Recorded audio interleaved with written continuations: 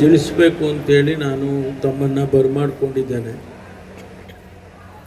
ಈಗಾಗಲೇ ಈ ಕಾರ್ಯಕ್ರಮ ಅತಿ ಹೆಚ್ಚಿನ ಸರ್ಕಾರದ ಸಾಧನೆಗಳನ್ನು 3 ವರ್ಷ ನಾಳೆಗೆ ಮುಗಿಯುತ್ತೆ.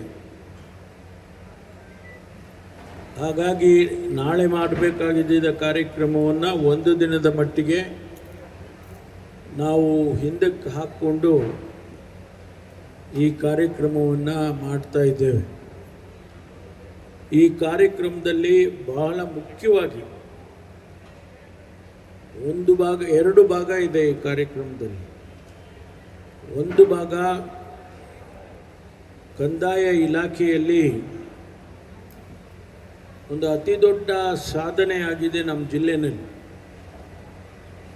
ಸರ್ಕಾರ ಒಂದು ಫ್ಲ್ಯಾಗ್ಶಿಪ್ ಪ್ರೋಗ್ರಾಮ್ ರೀತಿಯಲ್ಲಿ ಯಾವ ಜನರಿಗೆ, ಬಡವರಿಗೆ ಹಕ್ಕುಪತ್ರಗಳಿರಲಿಲ್ಲ, ಅವರ ಜಮೀನಿಗಿರ್ಬೋದು, ಅವರ ಮನೆಗಳಿಗಿರ್ಬೋದು,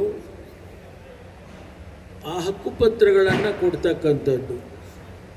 ಬಹಳ ದಿವಸದಿಂದ ಅನೇಕ ಗ್ರಾಮಗಳು, ಅದು ಲಂಬಾಣಿ ತಾಂಡ ಇರ್ಬೋದು, ಬೋವಿ ಹಟ್ಟಿ ಇರ್ಬೋದು, ಗೊಲ್ರಹಟ್ಟಿ ಇರ್ಬೋದು, ಈ ರೀತಿ ಗ್ರಾಮಗಳನ್ನು ಕಂದಾಯ ಗ್ರಾಮಗಳು ಅಂಥೇಳಿ ಎಲ್ಲೂ ಕೂಡ ಕರೆದಿರಲಿಲ್ಲ. ಅದಕ್ಕಾಗಿ ಅವ್ರಿಗೆ ಏನು ತೊಂದರೆ ಆಗ್ತಾಯಿತ್ತು ಅಂದರೆ, ಯಾವುದೇ ಸರ್ಕಾರದ ಸವಲತ್ತನ್ನು ಕೊಡೋದಕ್ಕೆ ಸಾಧ್ಯ ಆಗ್ತಿರಲಿಲ್ಲ. ಆ ಗ್ರಾಮಗಳಿಗೆ ಒಂದು ಬೋರ್ವೆಲ್ ಹಾಕೋಕ್ಕಾಗ್ತಿರ್ಲಿಲ್ಲ.